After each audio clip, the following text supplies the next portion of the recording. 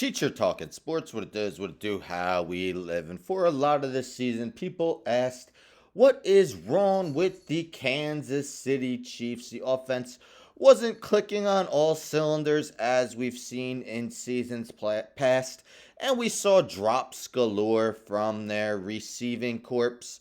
Even Travis Kelce, man, is he starting to reach the downturn of his career. Not putting up the numbers he normally did. I mean, it was a down season for him, and he would have had 1,000 yards receiving if he didn't sit out a meaningless Week 18 game. Plus, he missed the opener as well.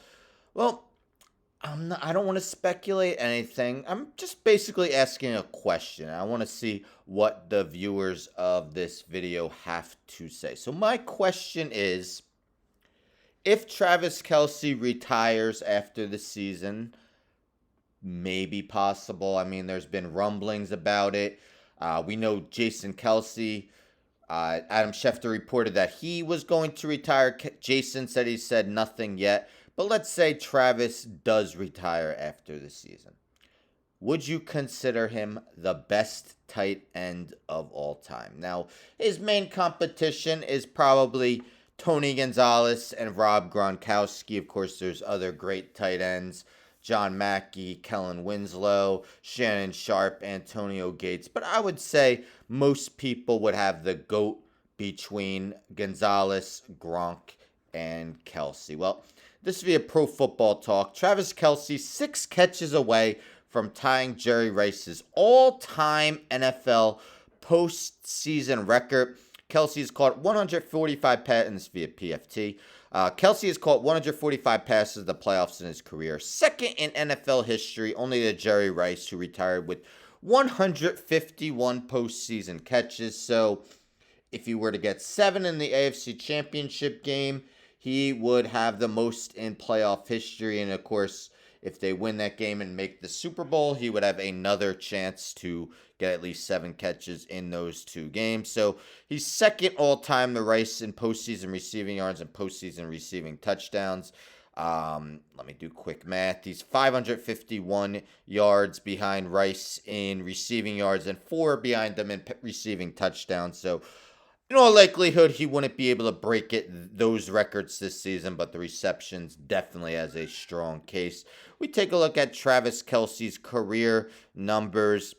As you see, I'm not even going to count the 2013 season. He really didn't play. But if you look at his last 10 seasons where he totaled all his numbers, 907 catches for 11,328 yards, 74 receiving touchdowns. Had 7 straight seasons with over 1,000 yards. Again, this would have been 8th had he played that meaningless Week 18 game. 3 seasons with double-digit touchdown totals for his career. 5.7 catches, 71.2 receiving yards. Named to 9 straight Pro Bowls and was a 4-time first-team All-Pro in every other season. 2016, 2018, 2020, 2022. Had Offensive Player of the Year, finishes a 4th and 6th in his career as well. But he's actually upped his game in the playoffs. 20 career playoff games. He's averaging 7.3 catches, 84.7 receiving yards, and 0.9 receiving touchdowns per game. So he's gotten even better from his incredible numbers in the regular season. If we take a look at Muse, so if we take a look, these are all-time tight end marks. Right now, this is regular season, of course. Travis Kelce, 4th in receptions behind Gates, Witten, and Gonzalez. Tony Gonzalez's 1,325 career receptions are 3rd all-time, only behind Jerry Rice and Larry Fitzgerald. Receiving yards, Kelce is also 4th.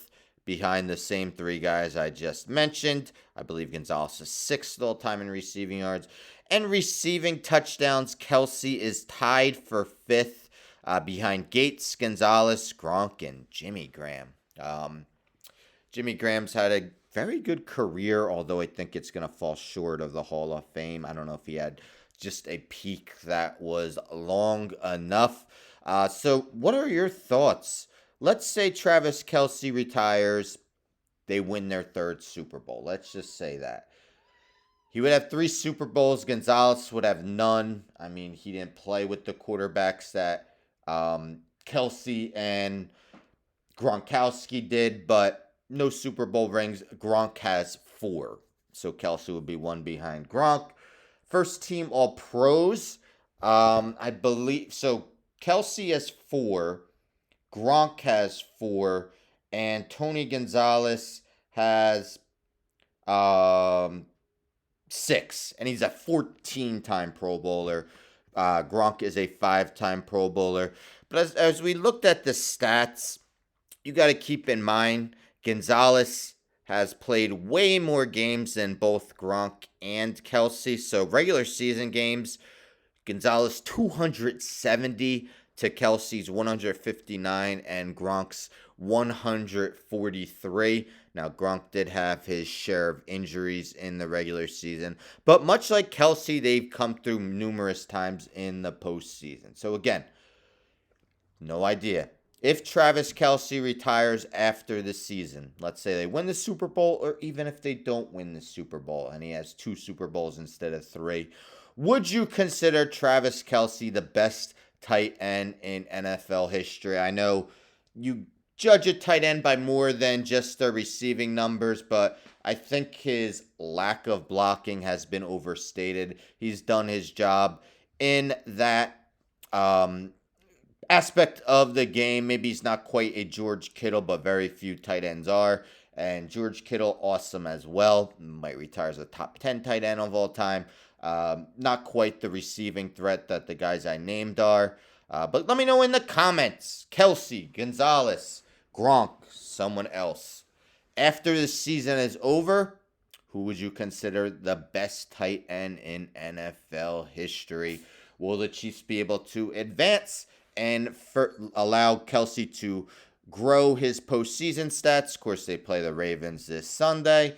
If they win, they will be looking to defend their Super Bowl title. Anyhow, don't forget to subscribe. Tell a friend to tell a friend to tell a friend to subscribe. Like the video, share the video, hit the bell for notifications. I'm out.